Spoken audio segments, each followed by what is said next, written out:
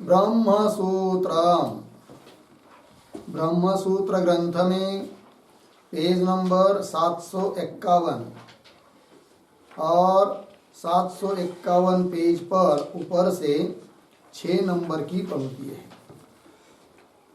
वियत अधिकरणे ही गौण्य संभवात इति पूर्व पक्ष सूत्रत्वात् गौणी जन्मश्रुति असंभवात इति व्याख्यातम।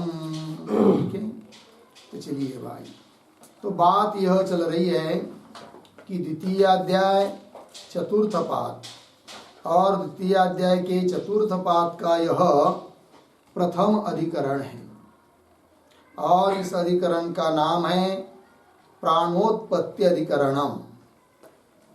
और इस अधिकरण का विचार विषय बताया था प्राणों की अर्थात इंद्रियों की उत्पत्ति, जबकि पूर्व पक्षी कहता है कि इंद्रियों की उत्पत्ति नहीं होती है, क्योंकि जगत उत्पन्न होने के पहले इंद्रियों का सद्भाव श्रुति ने बताया है।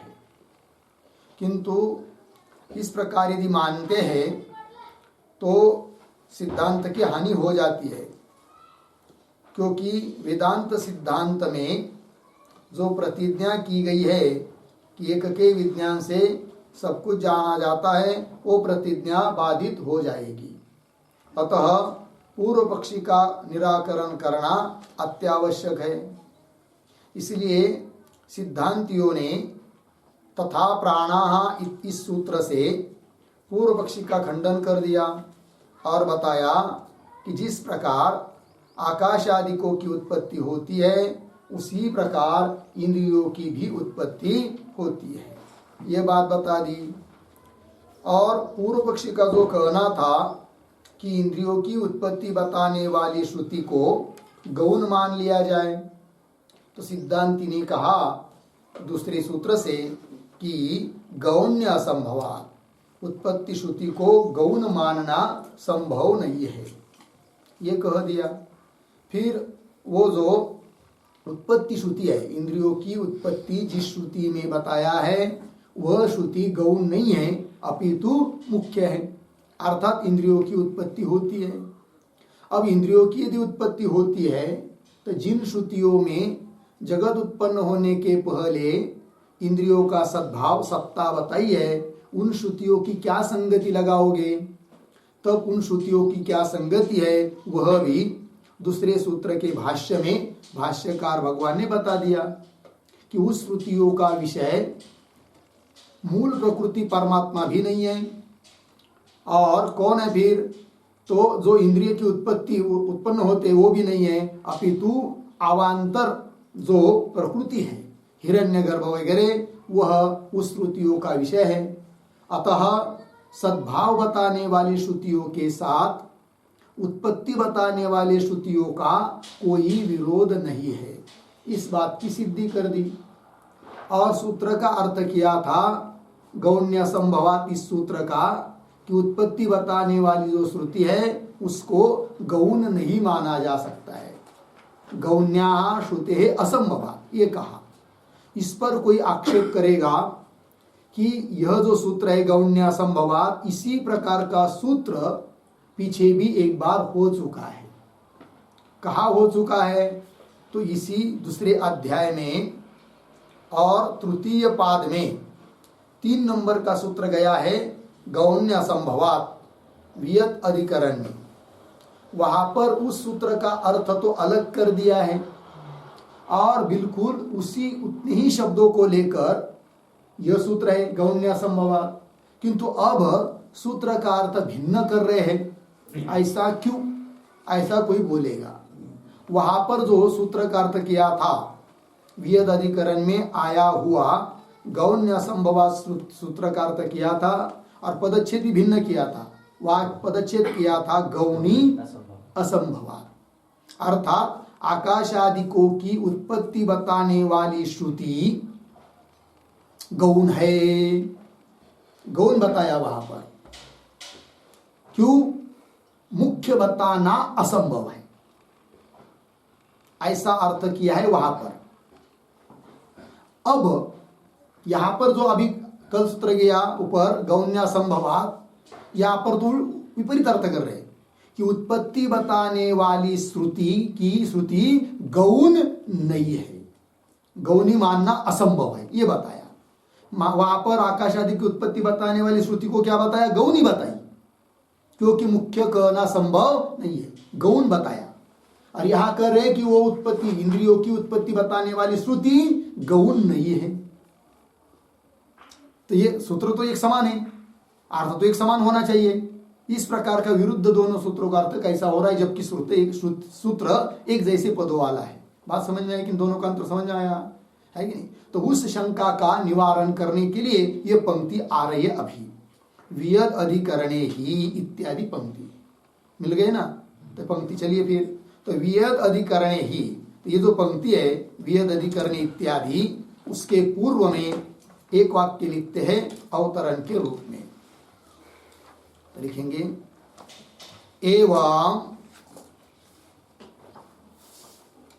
एवं प्राण सत्वश्रुते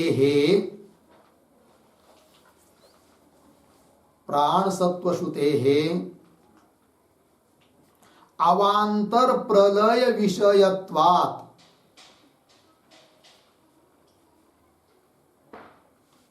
अवांतर प्रलय विषयत्वात् महाप्रलयानंतरम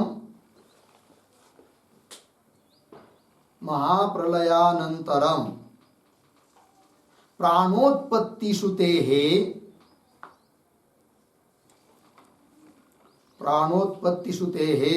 न गौणता इति स्वाभिप्रायेण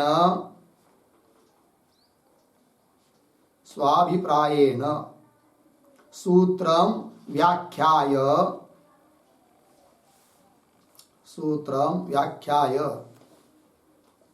वियद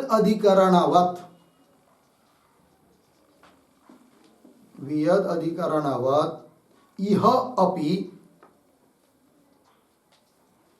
अपि किम न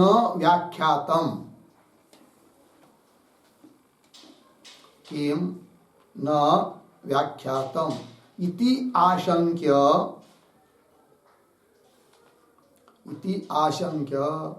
विशेषम आह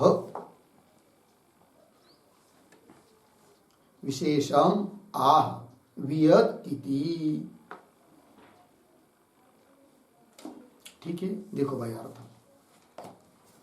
तो ऊपर जो व्याख्यान किया है, तो एवं इस प्रकार से प्राण सत्व श्रुते है, प्राण जगत उत्पन्न होने के पहले प्राण अर्थात इंद्रियों का, सत्व मतलब अस्तित्व बताने वाले श्रुति का, प्राण सत्व श्रुते है, उस श्रुति का विषय क्या है? अवांतर प्रलय विषयत्वात्।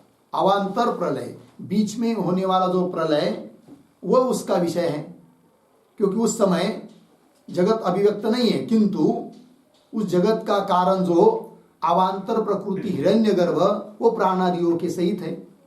ठीक है ना, अवांतर प्रलय विषयत्वात्। और जिन श्रुतियों में प्राणों की अर्थात इंद्रियों की उत्पत्ति बताई है, वह श्रुति का विषय कौन है? महाप्रलय होने के बाद जो इंद्रियों की उत्पत्ति होती है, वह उस श्रुतियों का विषय है। किन श्रुतियों का?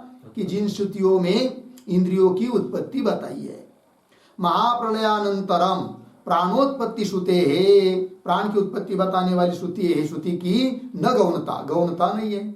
इति इस प्रकार से स्वाभिप्रायेण वेदांतियों ने, सिद्धांतियों ने अपने अभिप्राय से सूत्र का व्याख्यान किया, गौण्य संभवात इस सूत्र का व्याख्यान किया। किंतु इस पर कोई आक्षेप करेगा कि वियद अधिकरण में भी इसी प्रकार का सूत्र है, वहां जिस प्रकार का व्याख्यान किया है उसी प्रकार का व्याख्यान यहां पर क्यों नहीं करते, यह आक्षेप। वहां पर क्या व्याख्यान किया है कि आकाश आदि को की उत्पत्ति बताने वाली श्रुति कैसी है? गौण है, क्योंकि मुख्य का संभव नहीं। उसी प्रकार यहां पर अर्थ करना चाहिए था, और यदि उसी प्रकार का अर्थ करते तो सूत्र का क्या अर्थ हो जाता कि इंद्रियों की उत्पत्ति बताने वाली श्रुति गौण है, क्यों? मुख्य बताना संभव नहीं है। तब तो पूर्व पक्षी के लिए इष्ट हो जाता, क्योंकि उत्पत्ति श्रुति को वो गौण कहता ही है। कौन? पूर्व पक्षी। किंतु ऐसा अर्थ किया नहीं, अपितु क्या अर्थ किया?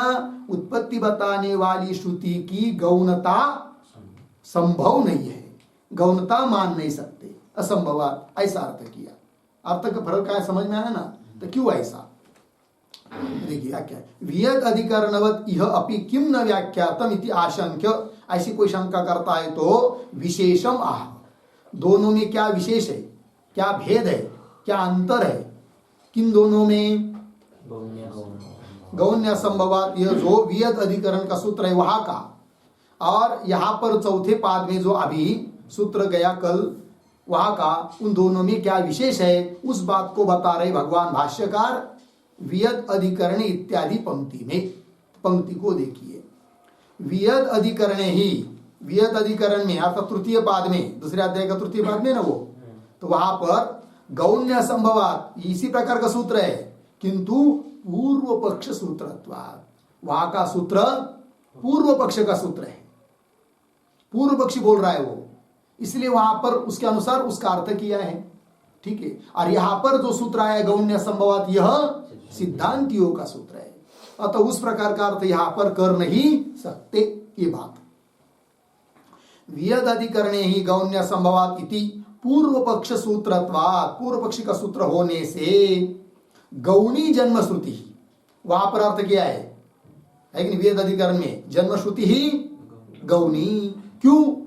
असंभवात, मुख्य का संभव न होने से, है कि नहीं?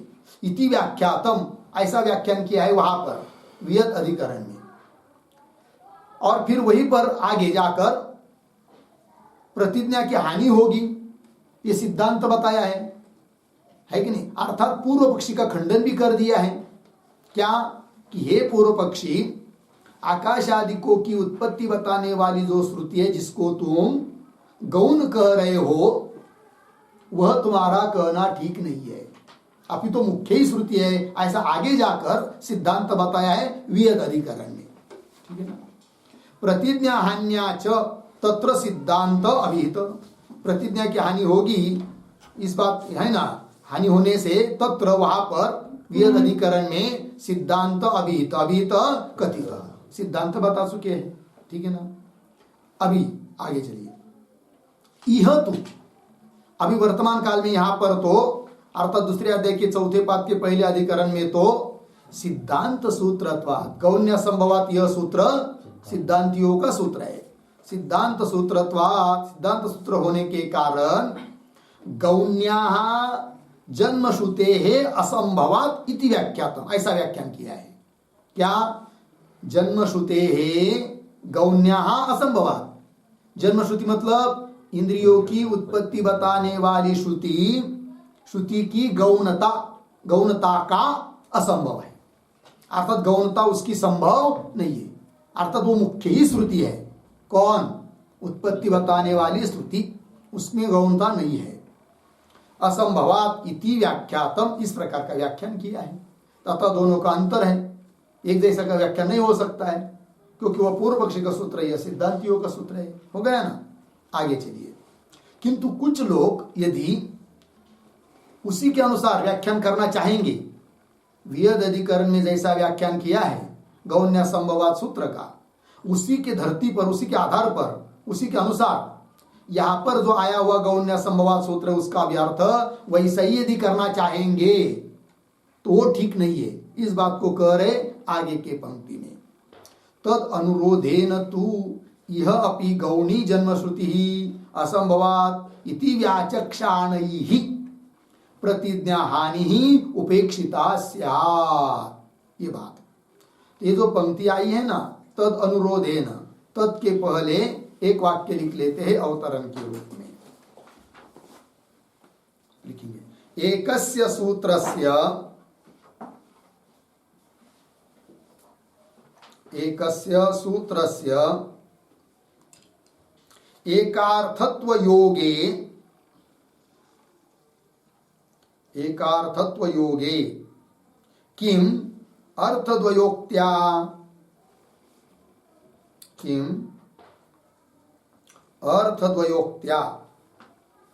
इति आशंक्य आह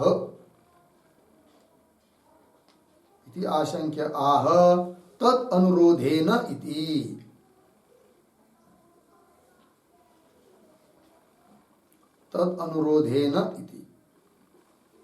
ठीक है, देखो भाई, एकस्य सूत्रस्य एकार्थत्व योगे, एक ही सूत्र का, क्योंकि गौण्य संभव समान है, एक ही सूत्र का एकार्थत्व योगे, एक ही अर्थ करना उचित है। किम अर्थद्वयोक्त्या, दो प्रकार का अलग अलग अर्थ क्यों किया जा रहा है? इति आशंका, ऐसी कोई शंका करता है तो उत्तर दे रहे हैं तत् अनुरोधेन इत्यादि पंक्ति के द्वारा।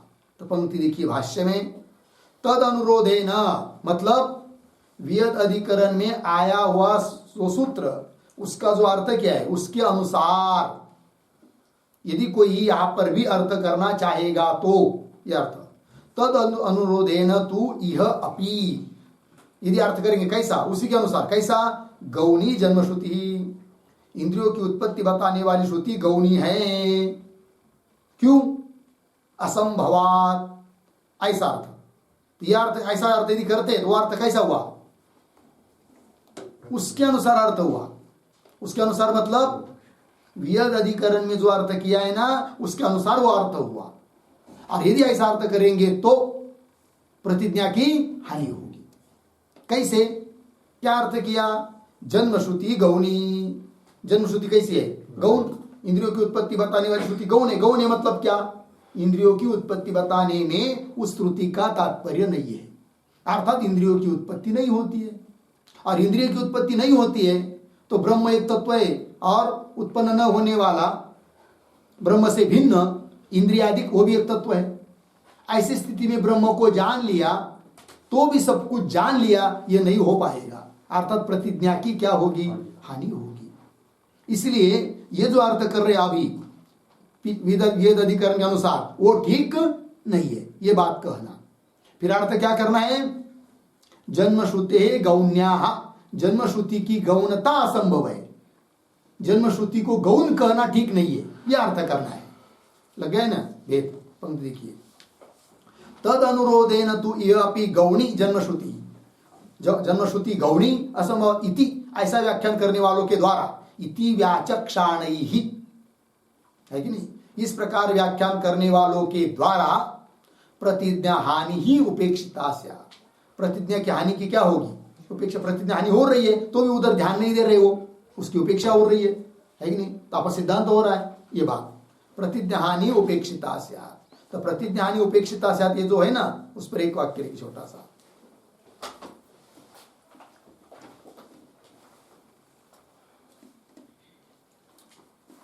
ठीक है ना? जन्म श्रुति ही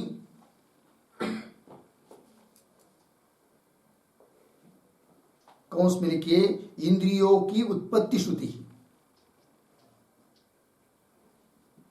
इंद्रियों की उत्पत्ति श्रुति कौंस बन गौणी, गौणी अर्धविराम असंभवात्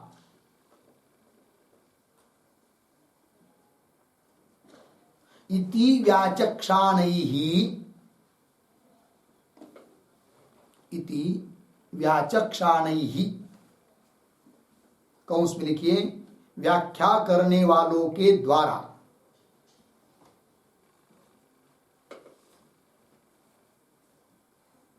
व्याख्या करने वालों के द्वारा कौंस बन प्रतिज्ञा हानि ही उपेक्षिता,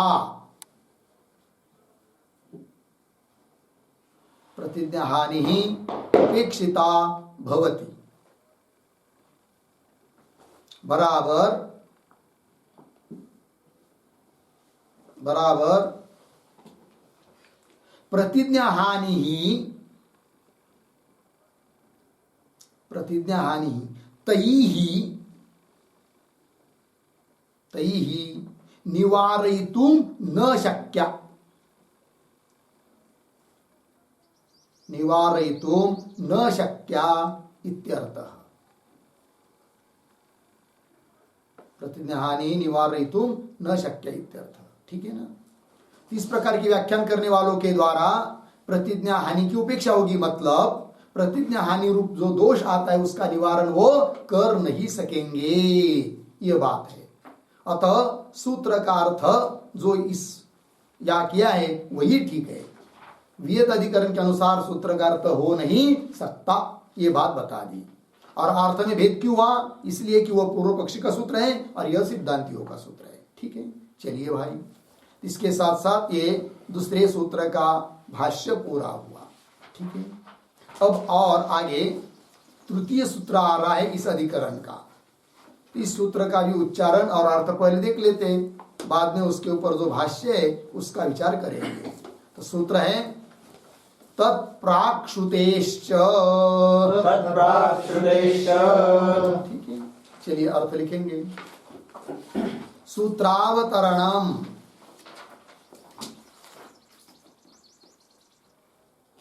सूत्रावतरणम बराबर प्राणानाम, प्राणानाम कौंस में लिखिए इंद्रियाणाम, कौंस बंद, मुख्यम जन्म,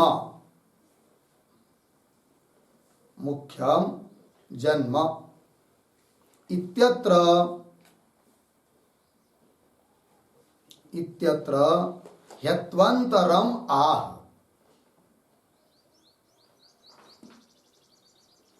ह्यत्वंतरम आह।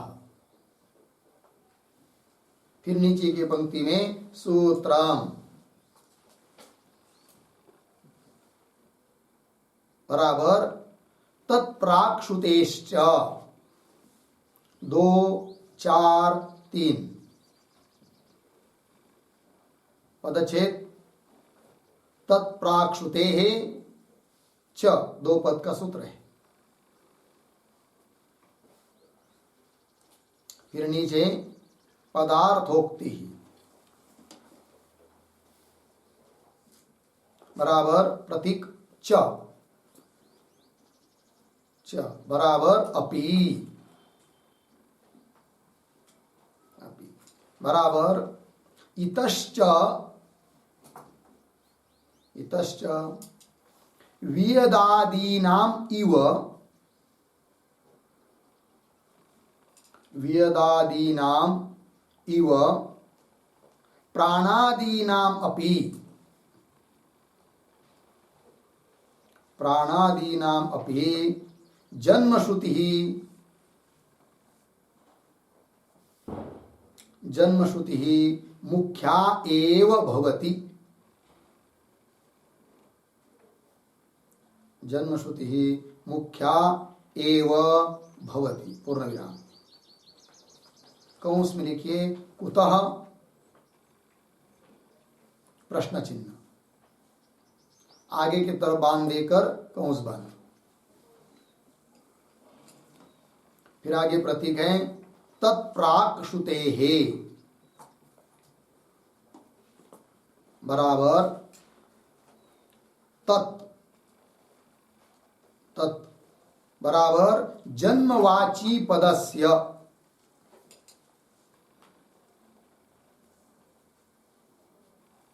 जन्मवाची पदस्य जायते इति अस्य, जायते इति अस्य प्राक्षुतेः, प्राक्षुतेः बराबर आकाशादिषु, आकाशादिषु मुख्यस्य पाठापेक्षया, मुख्यस्य पाठापेक्षया प्राचीनेषु,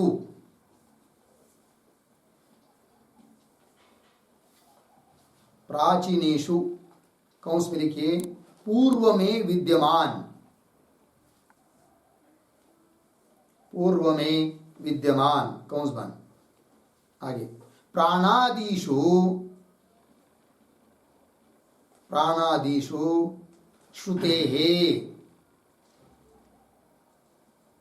श्रुतेः बराबर श्रवणात्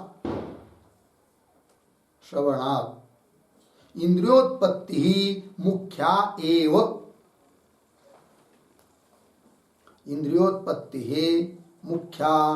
एव इत्यर्थः। पूर्ण विराम। नीचे की पंक्ति में पैराग्राफ छोड़कर तदित्थम उद्धरण चिन्ह में एतस्मात् जायते प्राणो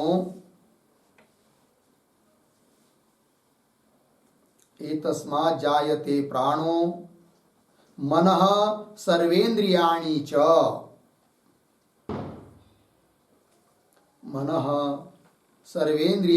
च पूर्ण विराम। उत्तरार्ध खम वायुर्ज्योतिरापः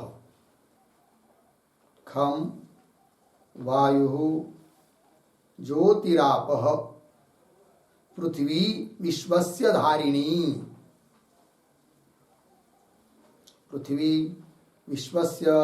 धारिणी उद्धरण चिन्ह बन। मुंडक 2-1-3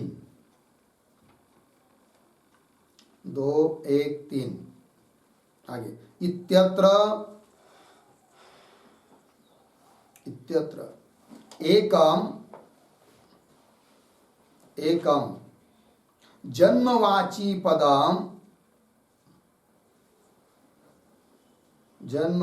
पदम प्राणेषु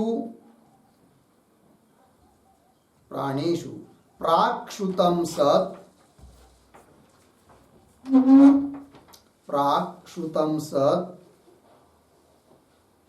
आकाशादिषु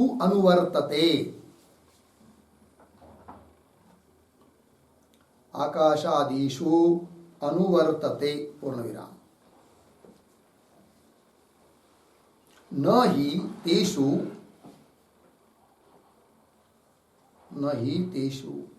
एकत्र आकाशादिषु मुख्यम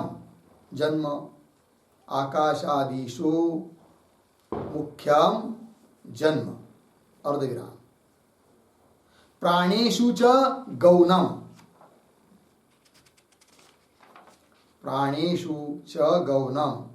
इति निश्चेतुं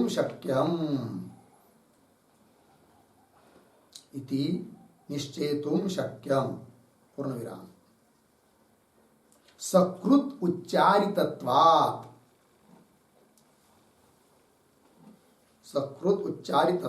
अर्धविराम। श्रुतेः वैरूप्य प्रसंगाच्च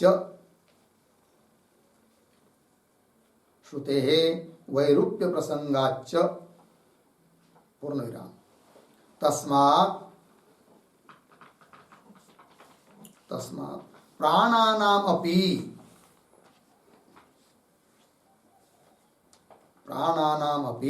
मुख्यम एव जन्म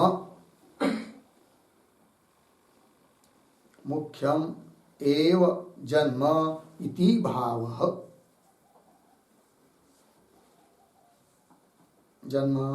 भावः। ठीक है, देखो भाई अर्थ। तो सूत्रावतरण में लिख रहे हैं कि प्राणानाम अर्थात इंद्रियाणाम मुख्यम जन्म है कि नहीं। इंद्रियों का जन्म अर्थात उत्पत्ति मुख्य ही है। इस बात को सिद्ध करने के लिए और हेतु दे रहे हैं सूत्र के माध्यम से। तब सूत्र आया तत्प्राक्षुतेश्च। ठीक है, तो पदार्थोक्ति में लिख रहे हैं च मतलब अपि। इतश्च उसका भी और स्पष्टीकरण कर रहे हैं। इतश्च वियदादीनाम इव प्राणादीनाम अपि जन्म श्रुति मुख्या एव भवति। इस कारण से भी कि आकाशादिकों की तरह जैसे आकाशादिकों की उत्पत्ति मुख्य है, गौण नहीं है, उसी प्रकार प्राणादि नाम इंद्रियों की भी, प्राण मतलब इंद्रिय, तो प्राणादि नाम अपनी जन्म श्रुति ही प्राण इत्यादिकों की अर्थात इंद्रियों की भी उत्पत्ति श्रुति मुख्या एव भवति, मुख्य ही है। बोलेंगे क्यों, कुतः? तो कारण बता रहे, तत्प्राक श्रुते, ठीक है ना। तत् मतलब क्या? तो श्रुति में जो जन्म को बताने वाला पद आया है, जन्मवाची पद, कौन पद है? जायते। जन्म को, उत्पत्ति को बताने वाला पद है जायते इत्यस्य। तो प्राक श्रुते है मतलब आकाशादियों में जैसे उस जायते पद की अनुवृत्ति आती है, तो आकाशादियों के साथ जायते पद को जोड़कर जैसे आकाशादियों की उत्पत्ति मुख्य बताई जाती है, किंतु उसकी भी अपेक्षा, वो तो अनुवृत्ति हो रही है जायते पद की, अनुवृत्ति न करते हुए भी जायते पद तो साक्षात जुड़ा हुआ है, किनके साथ? प्राण के साथ। श्रुति कहती है ना, ये तस्मात् जायते प्राण, प्राण जायते, प्राण के साथ साक्षात जुड़ा हुआ है कौन? जायते शब्द। अतः जायते शब्द प्राण की उत्पत्ति मुख्य ही बता रहा है, गौण नहीं। ये बात पंक्ति देखिए, जायते इत्यस्य, है कि नहीं, जन्मवाची पदस्य क्या? प्राक्षुते मतलब आकाशादिषु मुख्यस्य पाठापेक्षा, आकाशादियों का जो पाठ हुआ है उस श्रुति में, उसके भी अपेक्षा प्राचीन अर्थात पूर्व में विद्यमान कौन? प्राणादि। उन प्राणादिषु श्रुते, प्राणादियों के साथ श्रुत है शब्द, कौन सा? जायते। श्रवणात्, इसलिए इंद्रियोत्पत्ति मुख्या एवं, इसलिए इंद्रियों की उत्पत्ति मुख्य ही है। ठीक, कैसे और स्पष्टीकरण कर रहे इस बात का? तो जिस श्रुति के बारे में चर्चा चल रही है वो श्रुति पूरी दे रही है यहाँ पर मुंडकोपनिषद की। क्या? एतस्मात् जायते प्राणो मनः सर्वेन्द्रियाणि च खम वायुर्ज्योतिराप पृथ्वी विश्वस्य धारिणी, ऐसी वो श्रुति है मुंडकोपनिषद की 2:1-3। एतस्मात् प्राण जायते, इस परमात्मा से प्राण उत्पन्न होते हैं और मन उत्पन्न होता है। जायते पद की अनुवृत्ति जाती है आगे आगे, मनः जायते सर्वेन्द्रियाणि च, सभी इंद्रिय भी उत्पन्न होते हैं। खम आकाश, वायु, ज्योति मतलब तेज, आप, और विश्व को धारण करने वाली पृथ्वी जायते, है कि नहीं? इत्यत्र, तो जहां इस श्रुति में जायते यह पद एक ही बार आया हुआ है, बराबर। इत्यत्र एकम जन्मवाची पदम जायते यह पद प्राणेषु प्राक्षुतम सत, प्राण के साथ सबसे पहले, प्राक मतलब पहले, है कि नहीं, श्रुत है। जायते पद किसके साथ? प्राण के साथ। जन्मवाची पदम प्राणेषु प्राक श्रुतम सत, प्राण के साथ श्रुत होता हुआ वह पद आकाशादिषु अनुवर्तते। आगे खम आदि आकाशों के साथ क्या होता है? अनुवृत्ति होती है जायते पद की। अब आगे देखिए, न ही, न का बाद तेषु, अर्थात उस श्रुति में बताए हुए जो प्राण, मन, इंद्रिय और आकाश, वायु वगैरह सब भूत, उन सब में तेषु एकत्र, एक जगह आकाश आदियों में मुख्य मानना जन्म और प्राणादियों में गौण मानना, यह हो नहीं सकता है, ठीक है ना। तो आकाशादिषु मुख्यम जन्म प्राणेषु च गौणम, प्राणादियों में गौण, इति निश्चेतुम नहीं शक्य थे, नहीं कान्वय शक्यम के साथ नहीं शक्य। क्यों? कारण क्या? 2 हेतु दे रहे। सकृत उच्चरितत्वात्, श्रुति में एक ही बार उच्चारित है कौन? प्राण और जायते यह पद एक ही बार उच्चारित है, और वो जायते उस एक ही पद का, जब वह पद जायते यह पद आकाश आदियों के साथ जुड़ता है तो मुख्य उत्पत्ति बता रहा है, और वही पद प्राण के साथ लेकर अर्थ करते हैं तो गौण उत्पत्ति बता रहा है। ऐसा हो नहीं सकता, क्योंकि एक बार उच्चारित वो पद है, दोनों जगह उसका अर्थ समान ही होगा, ठीक है। सकृत उच्चरितत्वात्। दूसरी बात, श्रुते है वैरूप्य प्रसंगाच्य, और यदि ऐसा करेंगे कि वह जायते पद खम इत्यादि के साथ जुड़ता है तो मुख्य उत्पत्ति को बताता है, और वही जायते पद प्राण आदि के साथ जुड़ता है तब गौण उत्पत्ति को बताता है, ऐसा अर्थ करेंगे तो श्रुति में क्या होगा? वैरूप्य आएगा, विरुद्धता आएगी कि एक ही श्रुति है, एक ही बार सकृत शब्द है, किंतु उसके 2 अलग अलग अर्थ हो रहे हैं। ऐसी क्या होगी? विरूपता, विरुद्धता, वाक्य भेद, ये सब आएगा, भेद होगा। वैरूप्य प्रसंगाच्च, इसलिए ऐसा कर नहीं सकते।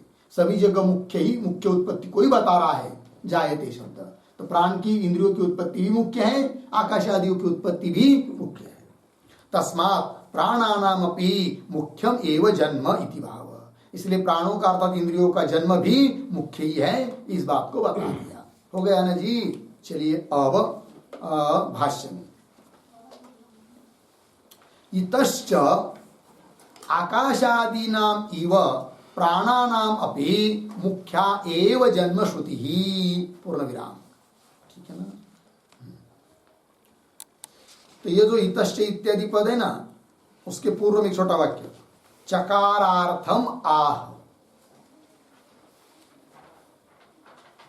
चकारार्थम आह इतश्च इति।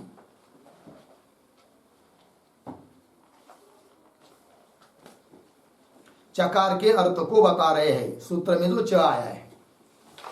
तो देखिए भाई, इतश्च आकाशादि नाम इव, मतलब आकाशादियों की उत्पत्ति जैसी मुख्य है, उसी प्रकार प्राणानाम अपि मुख्या एव जन्म श्रुति। कैसा पढ़ेंगे?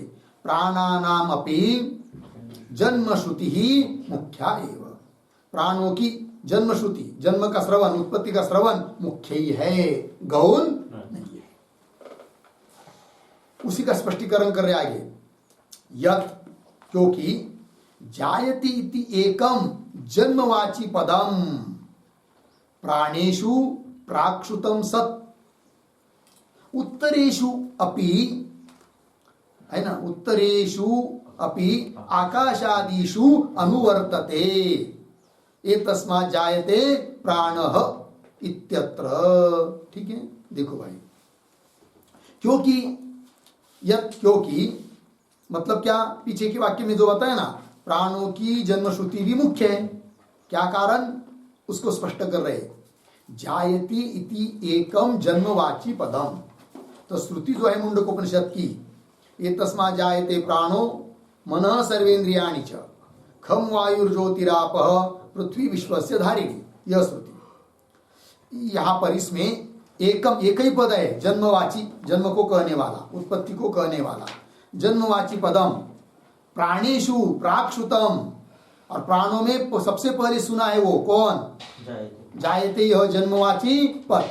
एतस्मात् जायते प्राण, एतस्मात् इस परमात्मा से प्राण जायते। जायते पद प्राणों के साथ सबसे पहले सुनाई देता है, बाद में उसके आगे अनुवृत्ति होती है।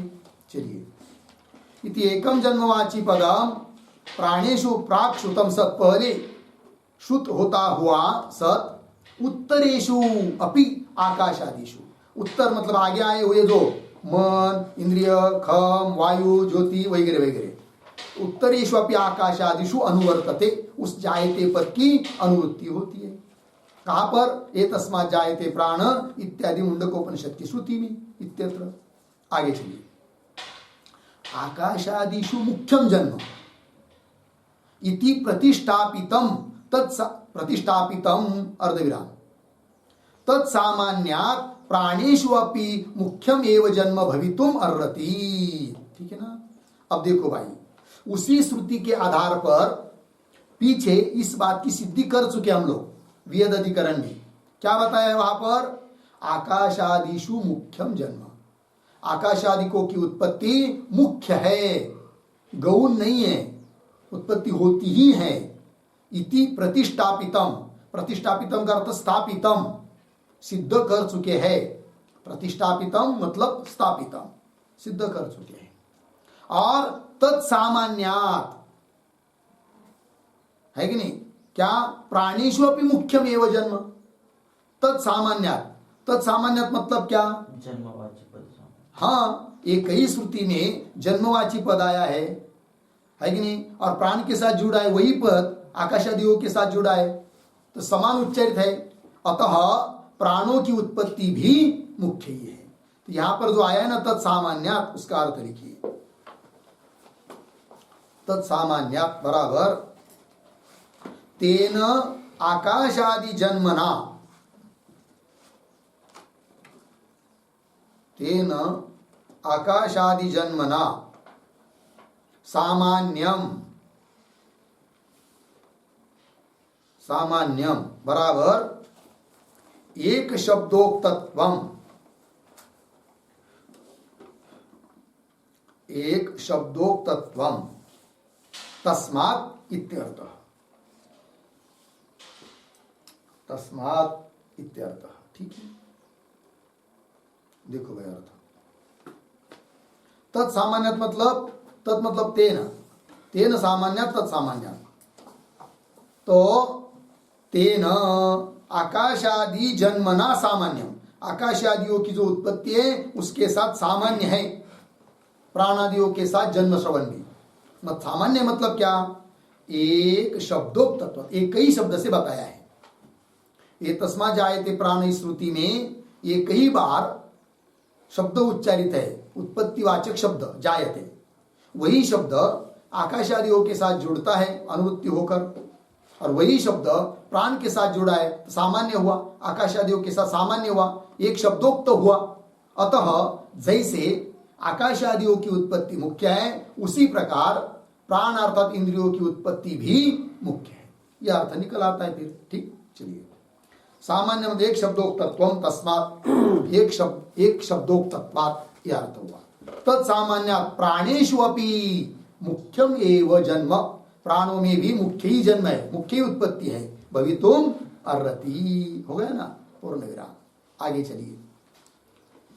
न ही एकस्मिन् प्रकरणे एकस्मिंश्च वाक्ये एकः शब्दः सकृत उच्चारितः बहुभिः सम्बन्ध्यमानः क्वचित् मुख्यः क्वचित् गौणः इति अध्यवसातुं शक्य। क्यों, वैरूप्य प्रसंगात्। ठीक है, शब्दों का थोड़ा अन्वय करेंगे, न का अन्वय बाद में करेंगे। ही एकस्मिन् प्रकरणे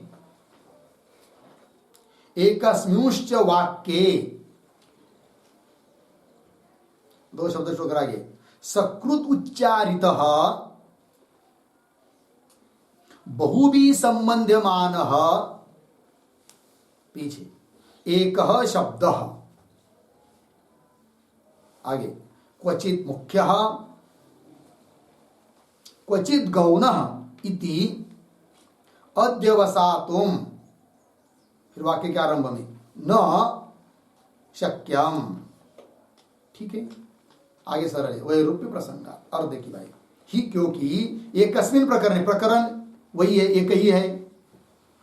वाक्य एकस्मिन् वाक्य, वाक्य भी एक ही है, ये तस्मा जायते प्राण, है कि नहीं। प्रकरण भी वही है, उपनिषद भी वही है कि नहीं, और वाक्य भी एक ही है उसमें, और शब्द का उच्चारण भी एक ही बार हुआ है। सकृत उच्चारित विशेषण है एक शब्द का, सकृत उच्चारित, किंतु एक बार उच्चारित होने पर भी वह शब्द कैसा है, बहुभिः संबंध्यमान, अनेकों के साथ उसका संबंध होता है। जायते शब्द का संबंध प्राण के साथ, मन के साथ, इंद्रियों के साथ, खम, आकाश, वायु, अग्नि, जल, पृथ्वी, सब के साथ। बहुभिः संबंध्यमान कह एक शब्द, एक ही शब्द है, सकृत उच्चारित है, अनेकों के साथ संबंध होने वाला है, वाक्य एक है, प्रकरण एक है। ऐसा वो एक शब्द क्वचित मुख्य क्वचित गौण, एक ही वाक्य में कहीं पर तो गौण उत्पत्ति बताएगा और कहीं पर मुख्य उत्पत्ति बताएगा, ऐसा निर्णय कर नहीं सकते हैं। लग गया ना।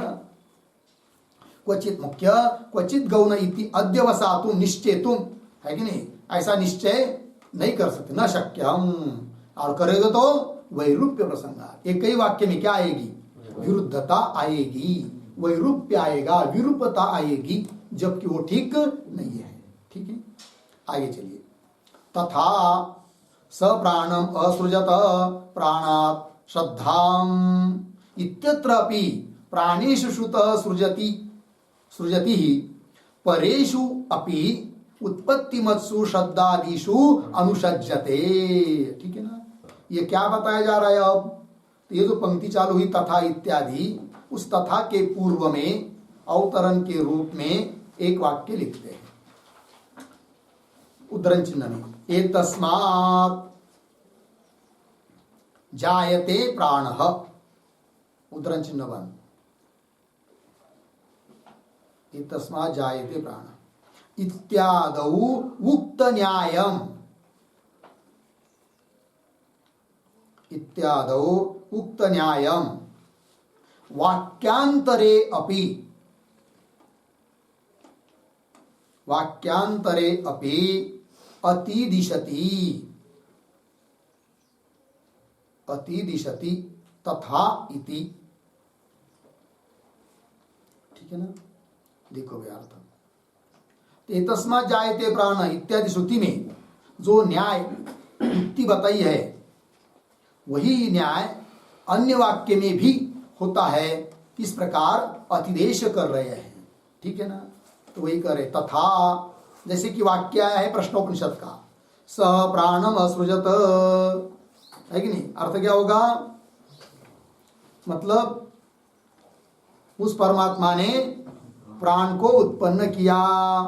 ठीक है ना, असृजत, फिर प्राणात श्रद्धाम असृजत, फिर उस प्राण से श्रद्धा को उत्पन्न किया, है कि नहीं। तो प्राण की भी उत्पत्ति बताई है, श्रद्धा की भी उत्पत्ति बताई है। ठीक है ना, इत्यत्रापि, इस श्रुति में भी प्राणेषु श्रुतः सृजति, सृजति मतलब सृज धातु किसके साथ सुनाई दिया है, प्राण के साथ।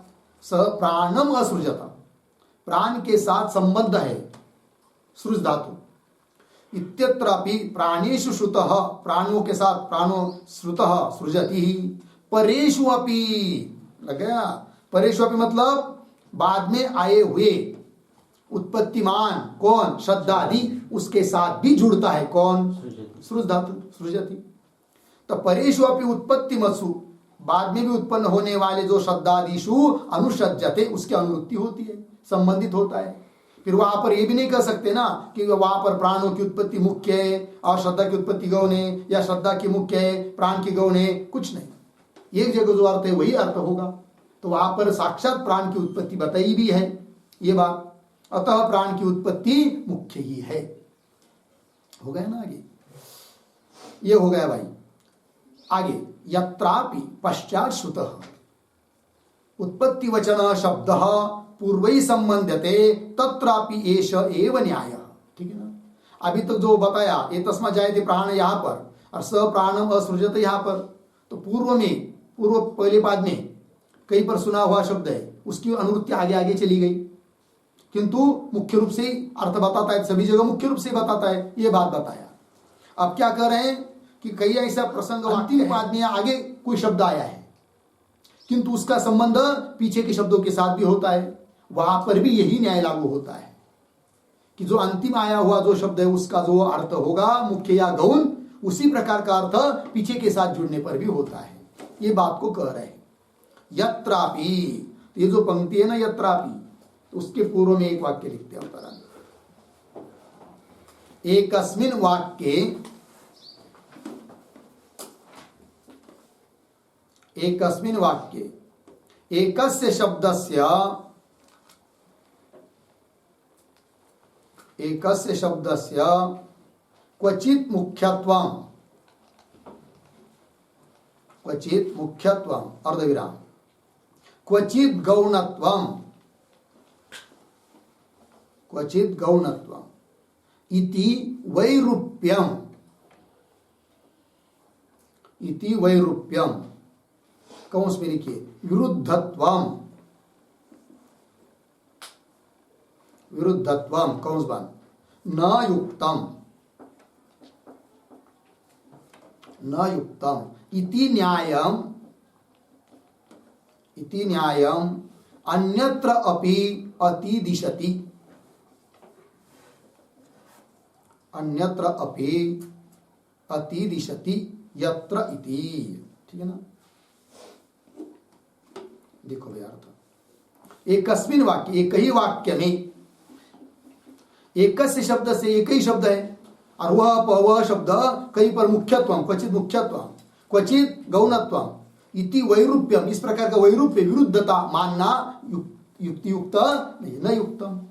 यह जो न्याय बताया अभी तक उस न्याय का अन्यत्र भी अतिदेश कर रहे हैं, अन्य जगह भी ले जा रहे हैं, यत्र इत्यादि पंक्ति से। तो पंक्ति को देखिए, यत्रापि पश्चात श्रुतः, पश्चात मतलब अनंतर, बाद में, अंतिम अंतिम में सुना है कौन, उत्पत्ति वचन शब्द, उत्पत्ति को कहने वाला शब्द, और पूर्व ही संबंध थे, किंतु पूर्व के साथ उस शब्द का क्या हो रहा है, संबंध हो रहा है, पूर्व ही संबंध थे तत्रापि वहां पर भी एष एव न्याय, यही न्याय है। अर्थात एक जगह जो अर्थ होगा उसी प्रकार का अर्थ अन्य जगह होगा। ये नहीं कि एक जगह मुख्य बात को बताएगा, एक जगह गौण बात को बताएगा, ऐसा नहीं होगा।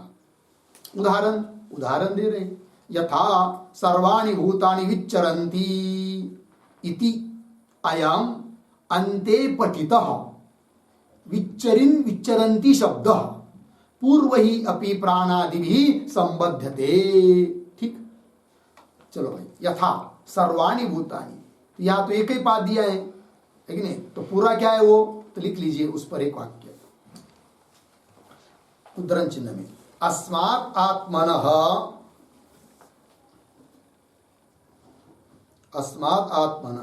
सर्वे प्राणाः अर्धविराम सर्वे लोकाः अर्धविराम सर्वे देवाः अर्धविराम सर्वाणि भूतानि विच्चरन्ति, सर्वाणि भूतानि विच्चरन्ति। उद्धरण चिन्ह बंद। बृहदारण्यक 2:1-20, बृहदारण्यक 2:1-20 हो गया ना। अब देखिए भाई श्रुति में, अस्मात् आत्मन, इस आत्मा से सर्वे प्राणाः, सभी प्राण, सभी लोग, सभी देवता, सभी भूत विच्चरन्ति, विच्चरन्ति का अर्थ होता है उत्पन्न होते हैं। तो विच्चरन्ति शब्द तो अंतिम में आया हुआ है, किंतु पूर्व के साथ उसका संबंध है। कैसे? तो अस्मात् आत्मनः, इस आत्मा से सर्वे प्राणाः विच्चरन्ति, सर्वे लोकाः विच्चरन्ति, सर्वे देवाः विच्चरन्ति, सर्वाणि भूतानि विच्चरन्ति। उस आत्मा से सभी प्राण उत्पन्न होते हैं, सभी लोग उत्पन्न होते हैं, सभी देवता उत्पन्न होती है और सभी भूत उत्पन्न होते हैं। तो अंतिम में पड़ा हुआ शब्द पठित शब्द है कौन? विच्चरन्ति, और उसका पीछे के शब्दों के साथ संबंध है। ऐसी जगह पर भी वही न्याय लागू है। कौन सा? कि एक जगह यदि मुख्य बात बता रहे हैं तो सभी जगह वही मुख्य बात बताई जाएगी। ये नहीं कि एक जगह मुख्य और एक जगह गौण। वही तथा सर्वाणि भूतानि विच्चरन्ति इति अयम, अयम मतलब कौन? अयम शब्द, कौन सा शब्द? विच्चरन्ति शब्द। अयम अन्ते पठित विच्चरन्ति शब्द, अयम यह अंतिम में पड़ा हुआ पठित विच्चरन्ति शब्द पूर्व ही अपि प्राणादि भी संबंधित है। पूर्व में विद्यमान जो प्राण, लोक, देवता वगैरह उनके साथ भी उसका क्या है? संबंध है। वहां पर भी यही न्याय लागू है। अतः कुल मिलाकर एतस्मात् जायते प्राण इत्यादि श्रुति में जायते पद से मुख्य उत्पत्ति ही बताई है, आकाश आदिकों की भी और प्राण आदियों की भी। प्राण आदियों की उत्पत्ति को गौण नहीं कह सकते, ये बता दिया। और सूत्र भी होगा फिर, गौण्य असंभवात, उत्पत्ति श्रुति की गौणता असंभव है, ये बात सिद्ध हो गई। अर्थात मुख्य ही है, अर्थात प्राणों की, इंद्रियों की उत्पत्ति होती है, इस बात की सिद्धि हो जाती है, हो गई है, लग गया। और भी हेतु देंगे इसी बात को सिद्ध करने के लिए वो आगे के सूत्र में, किंतु उसका विचार हम लोग कल करेंगे। यहाँ पर यह तृतीय सूत्र का भाष्य पूरा हुआ।